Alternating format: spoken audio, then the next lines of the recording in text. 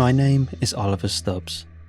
My whole life and identity are inextricably entwined with my camera, and to say that I make a living behind the lens would be a monumental understatement.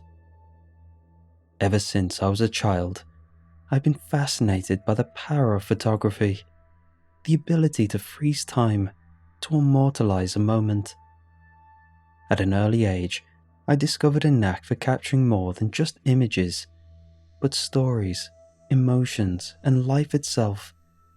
Though, looking back, my pictures weren't all too impressive as a child.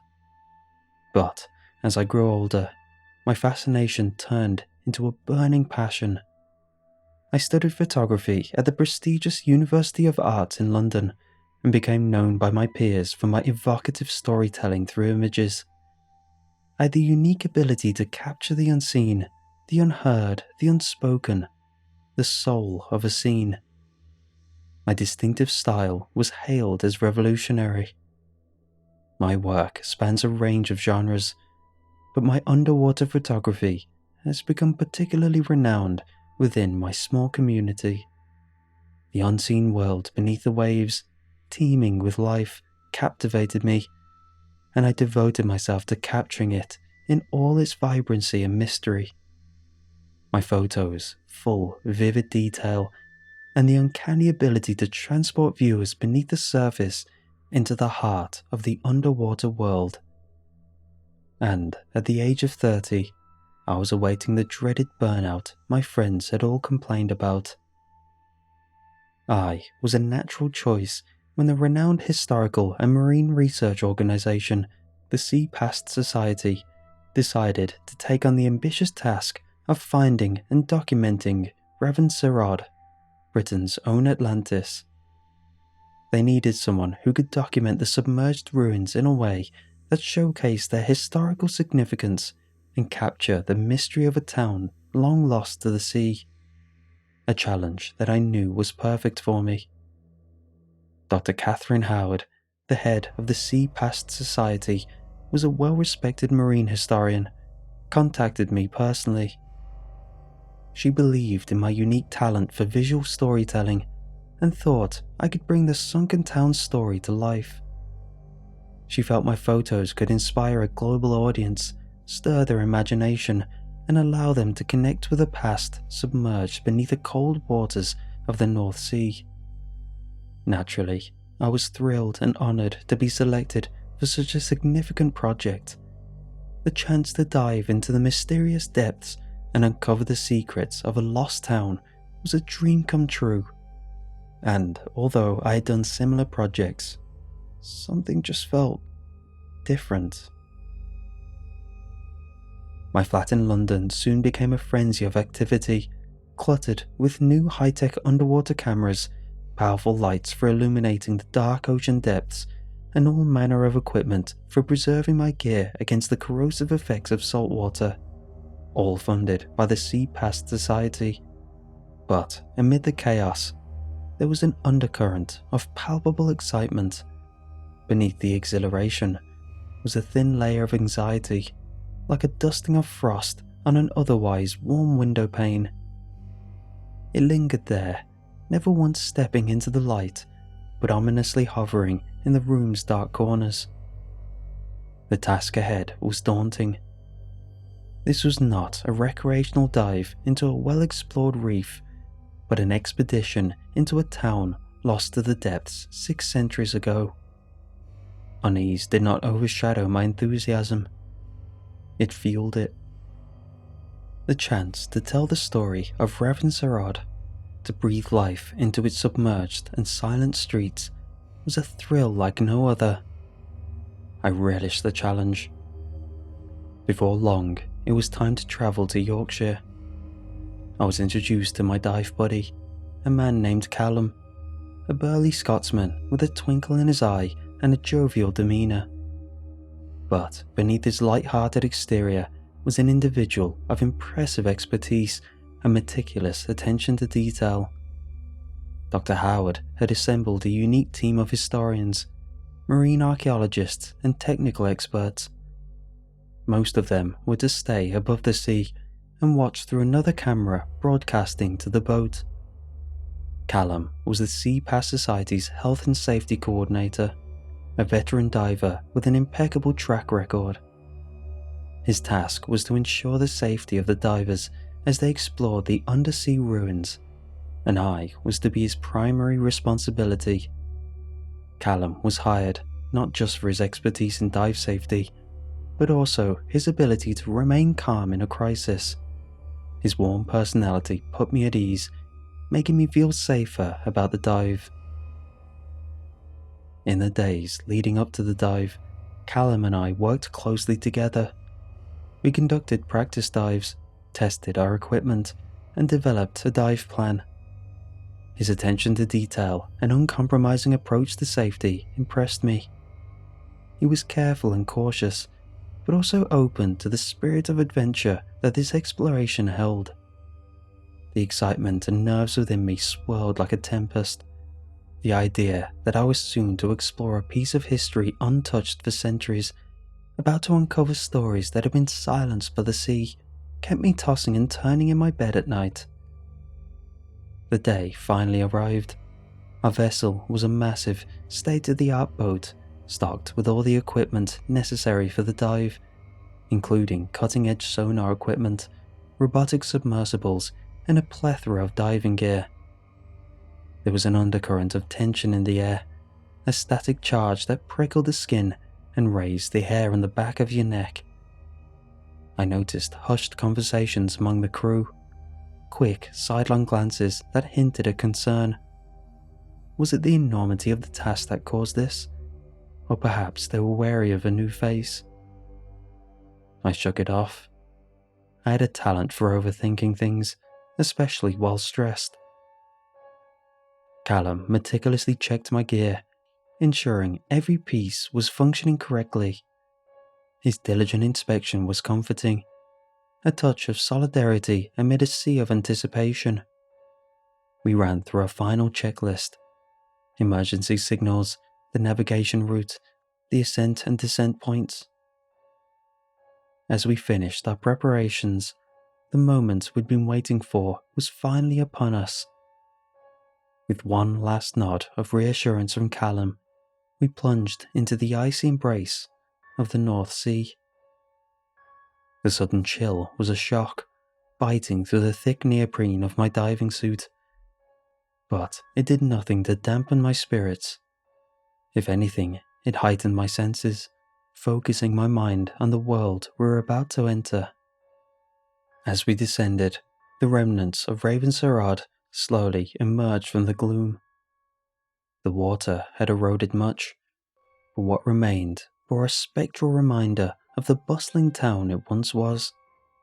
Buildings, streets, the outlines of what might have been a town square, all blanketed in a shroud of decay and encrusted with marine life.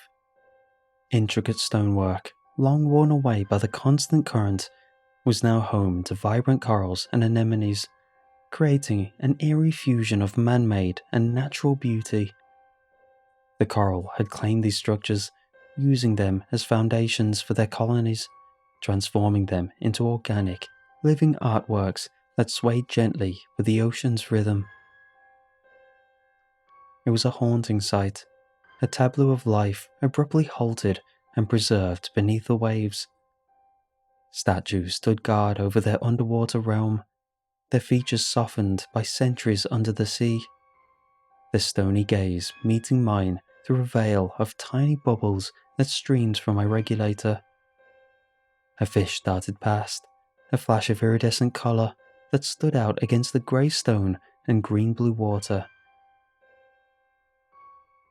I was caught between two worlds, the ancient human past and the teeming marine life of the present. It was simultaneously humbling and thrilling, a testament to nature's uncanny ability to reclaim and repurpose. With my camera at the ready, I eagerly started documenting this hauntingly beautiful underwater world. Callum and I navigated through the labyrinth of sunken streets. Each building was a monument to the past, offering a unique glimpse into the lives of those who once called Ravenser Odd home. While I concentrated on capturing the visual essence of these ancient structures, other team members avoided us and engaged in their own tasks.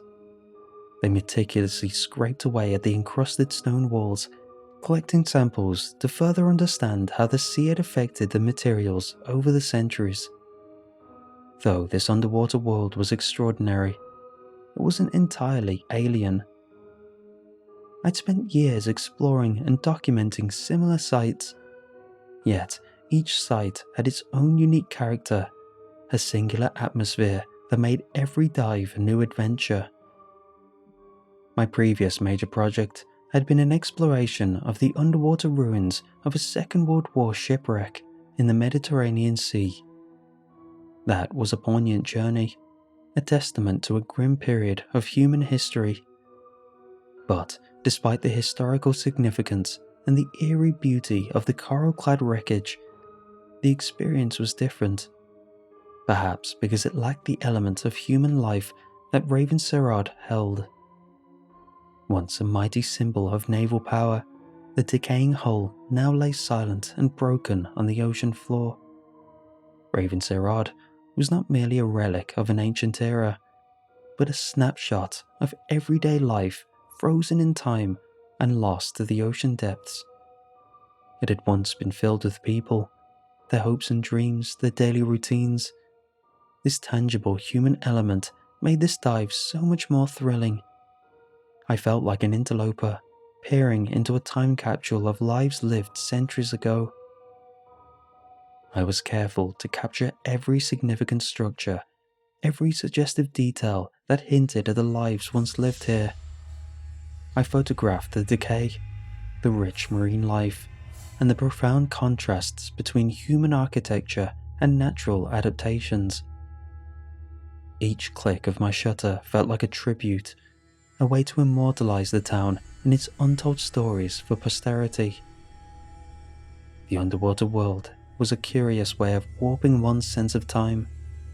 Minutes stretched into hours, and each moment is amplified in the silent stillness of the ocean depths.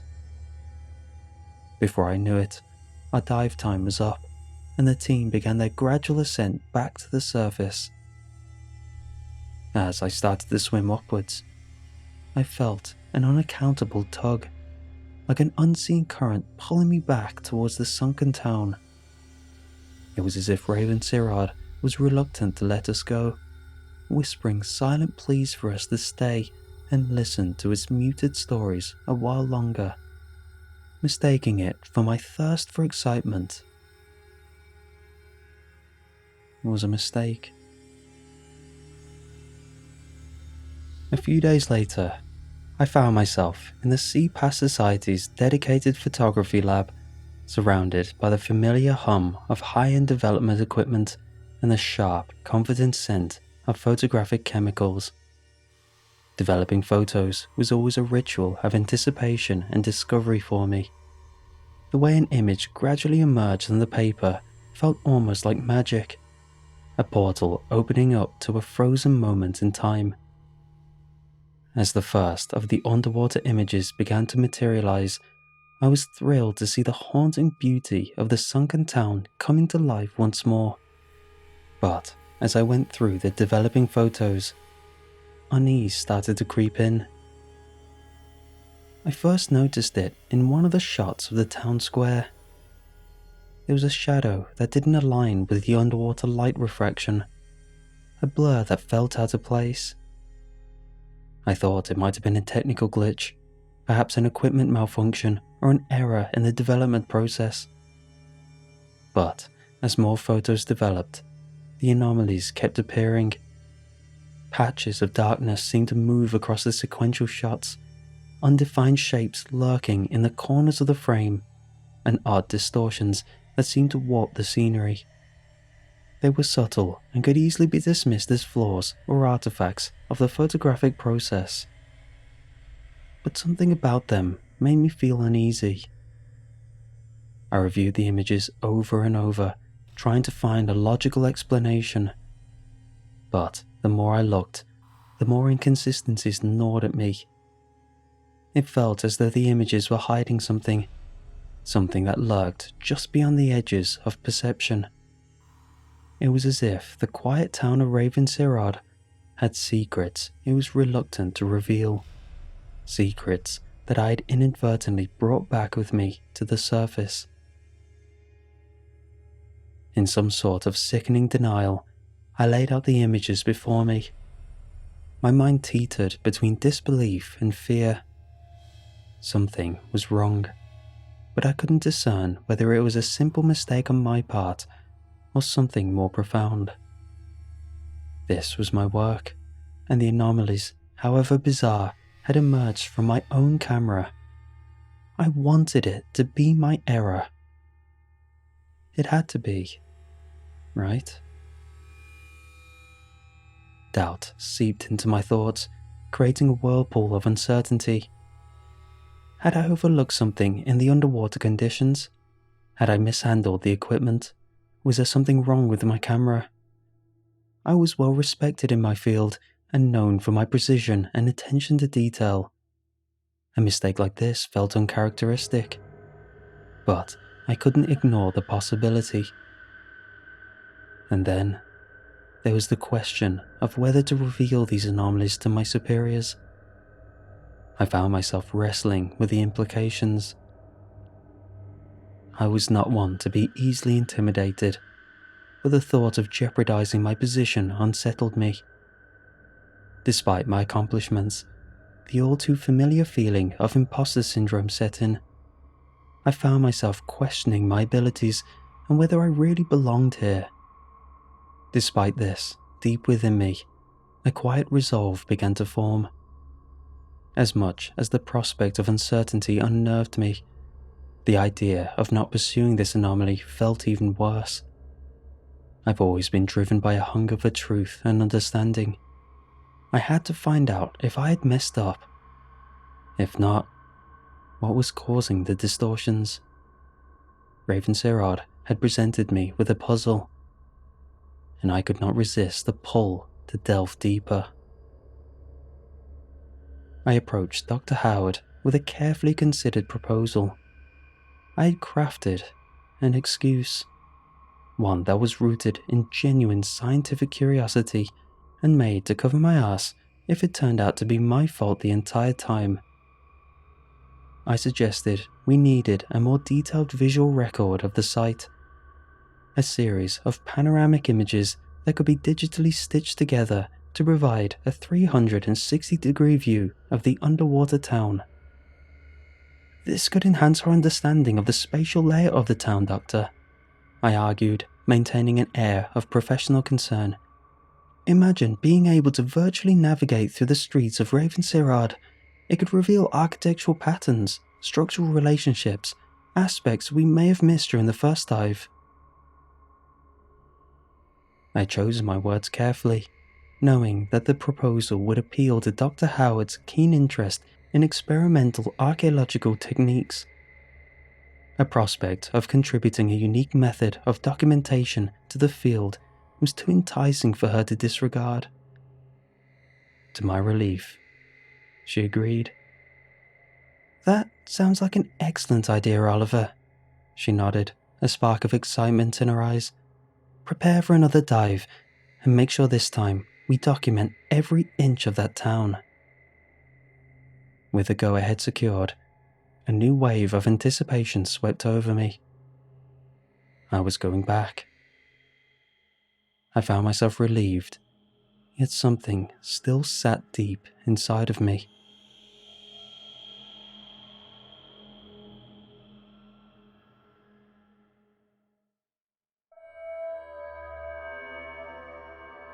In the days leading up to the dive, I found myself spending more time with Callum. Our shared passion for ocean exploration had naturally drawn us together, but our contrasting personalities solidified our bond. With his infectious enthusiasm and easygoing nature, Callum was the perfect counterbalance to my more focused and often intense demeanour. Callum had a knack for putting people at ease. He was full of stories about his adventures from all around the world, from wild encounters with marine creatures to the time that he got lost in a coral maze off the coast of Australia. His tales were always told with a broad grin and a glint of mischief in his eyes, leaving anyone within earshot in fits of laughter. One evening, as the sunset bathed the sea in hues of orange and red, Callum and I found ourselves sitting on the company dock, just minutes from our temporary accommodations. He had brought 2 hot cocoa mugs, a comforting drink perfect for the cold evening.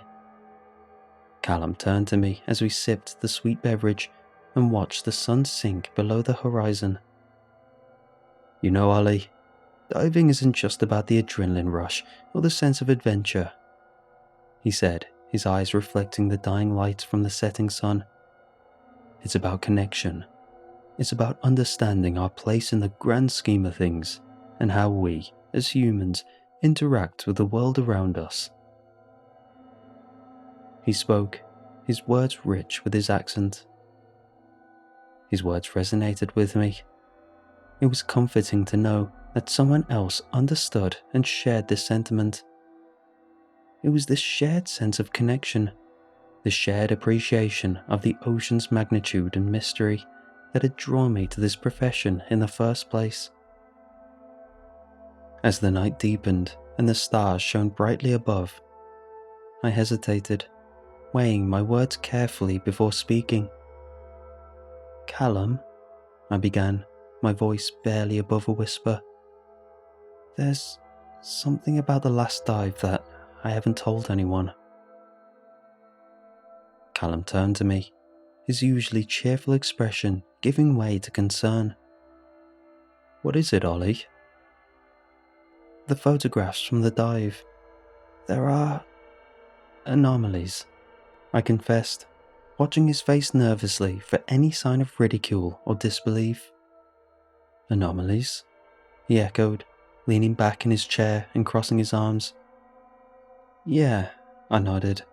"Shadows that don't make sense, blurs that seem to move. It's as if something was there with us."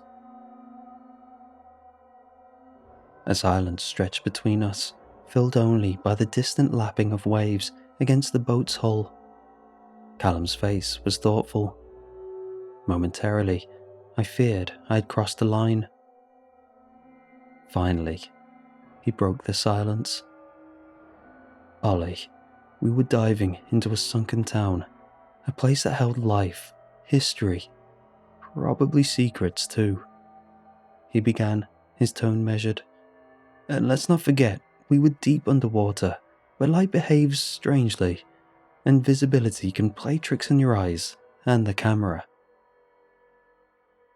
I nodded, knowing his rationale made sense, but also knowing that my concerns weren't mere illusions. "It's more than that. The photos, they feel wrong. I can't explain it, but it's like the town was trying to tell us something. Or warn us." Callum regarded me for a long moment, the lines on his face deepening as he processed what I just shared. Then, with a firm nod, he clapped a hand on my shoulder. "Ollie, you're one of the best underwater photographers out there. If you say something was off, then it was off. We'll keep our eyes open on the next dive, together." His reassurance brought a wave of relief, and I found myself smiling at his words. His support and willingness to believe my concerns made me feel better about the upcoming dive. There was a moment of silence as Callum finished speaking. "Thank you, Callum," I finally said, my voice filled with gratitude. "I know it sounds odd. I just needed someone to know, just in case." "In case of what?" he asked, his eyes searching mine for answers. I paused for a moment, staring out at the endless expanse of the sea. "I'm not sure," I admitted. "But whatever it is, I have a feeling it's tied to Ravenser Odd. This is different from my other dives. It feels like something more than just a sunken town." Callum continued to look at me, his eyes reflecting concern and curiosity. It was clear that part of him didn't believe me, but he remained silent. "Well," he said after a considerable pause, "we'll face it. As you said, this is about more than just the town, whatever it is." I nodded, feeling a sense of camaraderie in his words. "Yeah," I agreed, taking a deep breath as I turned to face the sea again. The following morning dawned bright and clear, the crisp blue sky starkly contrasting the enigma that awaited us beneath the surface. As we prepared for the dive, I couldn't help but feel a mix of anticipation and unease. There was a silent tension in the air, like the stillness before a storm. Callum once again meticulously checked over our equipment, his attention to detail a welcome source of comfort amidst my apprehension. Every buckle, valve and gauge was inspected. Every aspect of our gear was scrutinized to ensure maximum safety.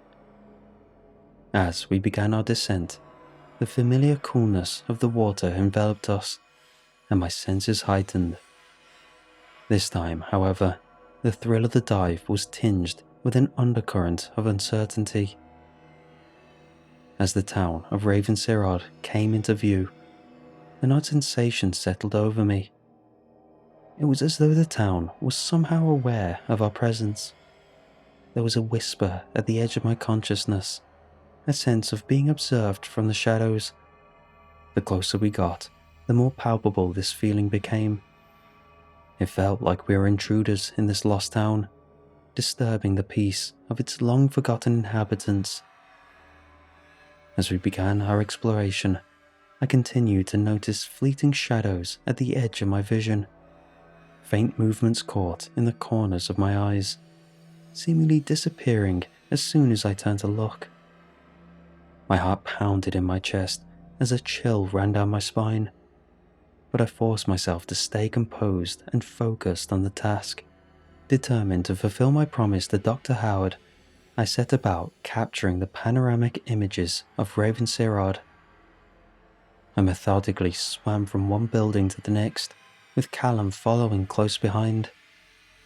I captured every detail of the sunken town, the remains of the harbour, the ancient sea wall, and the collapsed roofs of the houses are all immortalized in my camera. Yet, with each shutter click, the sense of unease grew. It was as though the very act of photographing the town was disrupting something, and with each disruption, the uncanny sensation that we were not alone intensified. It felt like the sea had a heartbeat, a thrumming rhythm that pulsed around me, seeping into my bones. The feeling of being watched became stronger as we swam through the main square, where a towering statue, ravaged by time and water, stood as a testament to the town's lost glory. As my flash illuminated the worn stone, I could swear the statue's gaze was locked onto us, the cold eyes of stone holding a cold glare. I shook my head, trying to dismiss it as a trick of the light, but Callum had noticed too. The murkiness of the water seemed to thicken around us as we continued to the outskirts of the town, the once vibrant coral that adorned the buildings appearing pallid and ghostly under our torchlight. Occasionally, a fish would dart away, its silvery scales shimmering briefly before disappearing into the blue abyss, leaving us in solitude once more. Examining the town more, I noticed each structure held its own tale of decay. Houses, once filled with a hum of life, now stood desolate, their skeletal remains encrusted with marine life. The town's church, with its toppled spire, lay half buried under the sand. I captured the eerie beauty of the forsaken town etched in each frame. As we neared the end of our exploration, the sensation of being watched peaked. The water around us seemed to ripple with an unseen presence. Suddenly, a gust of underwater currents swept past us, an inexplicable chill that froze my blood. A dark form darted in the corner of my eye, but when I turned, there was nothing but the ancient ruins and the haunting darkness beyond. My heart pounded in my chest as I watched Callum signal our ascent, his eyes wide with fear. A dark shadow darted towards him from the corner of my eye. A surge of adrenaline rushed through me as I turned to look. But it was too late. An unseen force struck Callum, pushing him with a violent current into the decrepit wall of a nearby building below. His regulator was knocked free, bubbles bursting from his mouth in a panicked rush. Yet his training prevented him from breathing in water. "Callum!" I screamed into my regulator, my voice muffled and carried away by the water. Frantically, I swam towards him, my heart pounding in my chest. His eyes were wide in shock, and his hands desperately grappled for the regulator as he struggled against the new, unseen current. I grabbed him, anchoring myself, and fighting the force battering us, I swam down, and, holding onto Callum with one hand, I grabbed his backup regulator and shoved it towards him. He took it, jamming it into his mouth. He purged the water out of the mouthpiece, and his panicked eyes softened slightly as the life-giving air flowed once more. I turned to face the town, a sense of anger burning inside me. Whatever was lurking in the forgotten depths of Ravenser Odd had shown itself not just as an uncanny presence, but as a threatening force. The water seemed to pulsate with sinister energy, the town's ruins casting ominous shadows in our torchlight. I could feel it, watching us, pressing against us, making its displeasure known. I signalled an assent to Callum, who nodded, his eyes wide but resolute. We kicked upwards, each stroke taking us further from the menacing depths of Ravenser Odd. As we rose, the water grew lighter, the pressure eased, and the sense of dread began to dissipate. Just as we thought we were clear, a sudden force pulled us back down, even stronger than before. It was as if the entire ocean had become an invisible hand dragging us back towards the malevolent town. I screamed into my regulator again as I saw him get pulled away from me, his form disappearing into the murkiness. Desperate, I tried to swim towards him, but the force was too strong.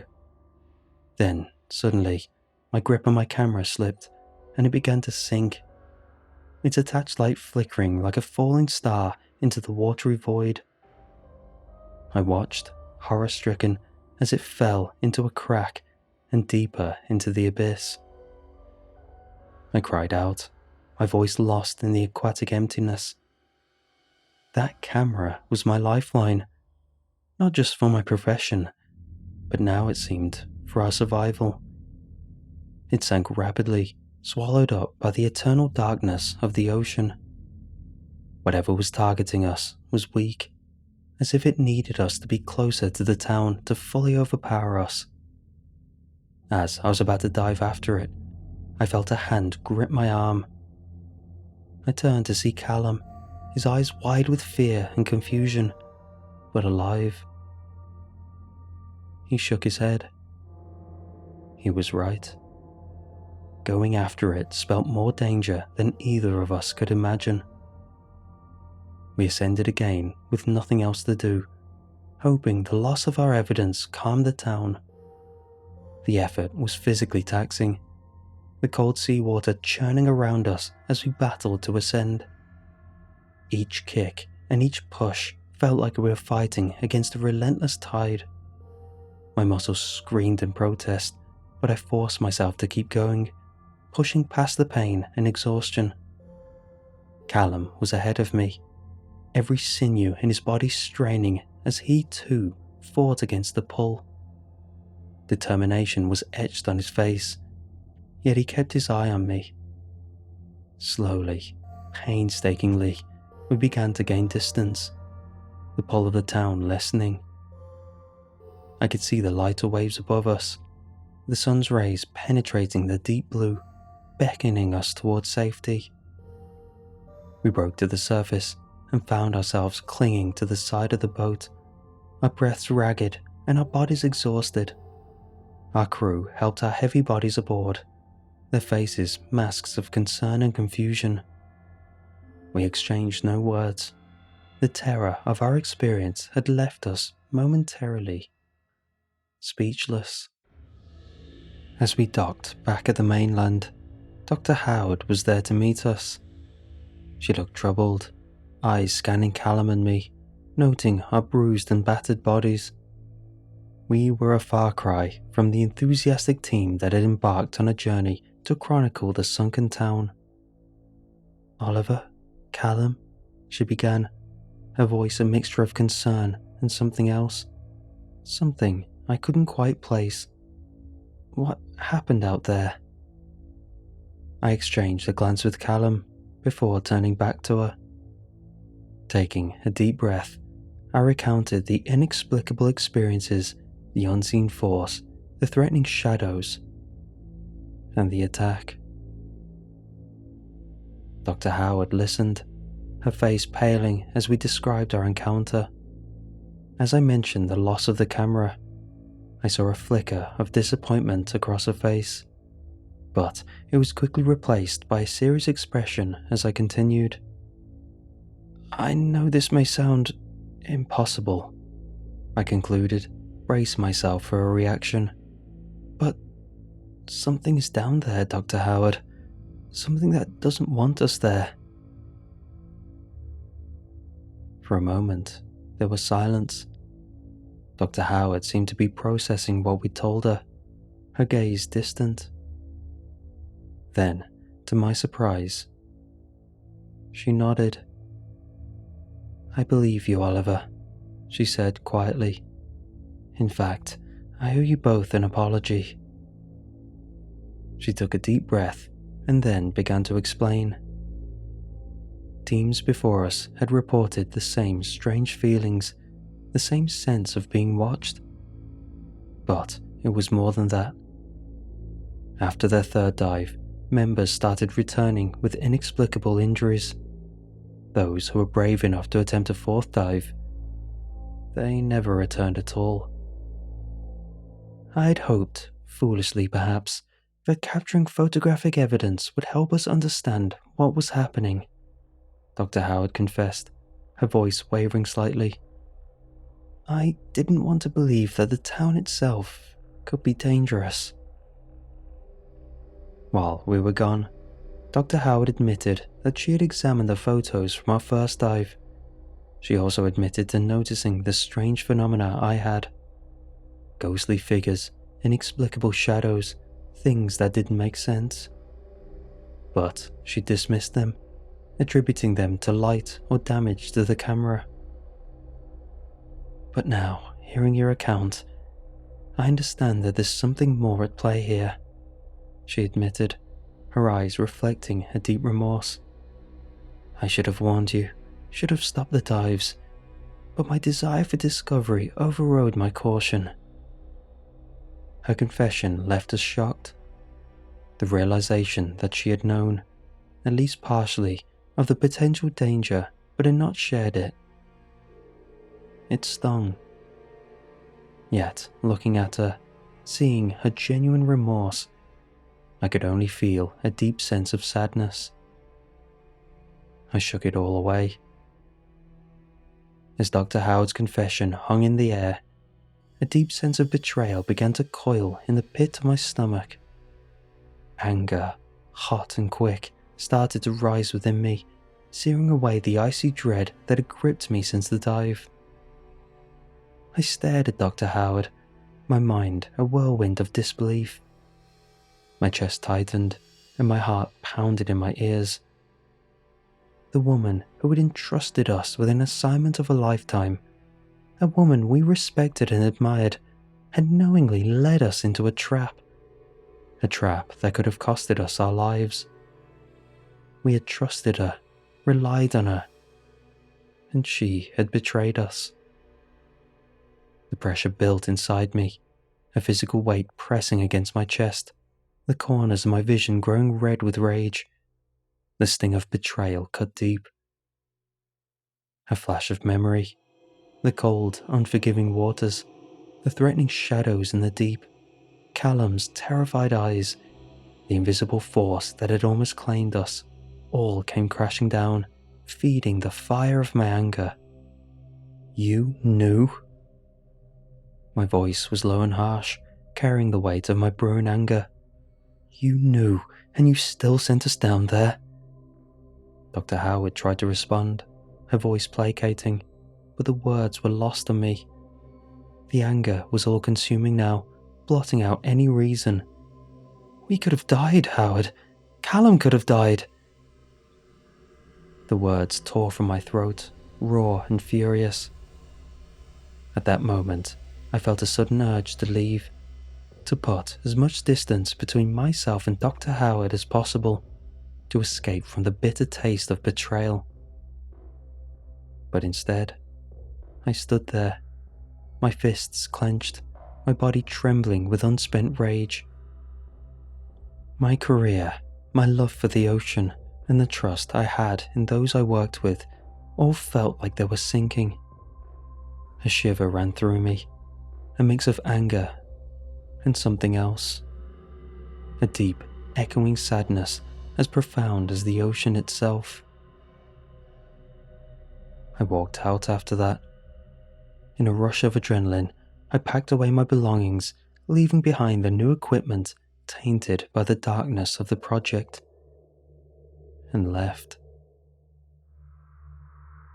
I hope whatever inhabits that town stays there.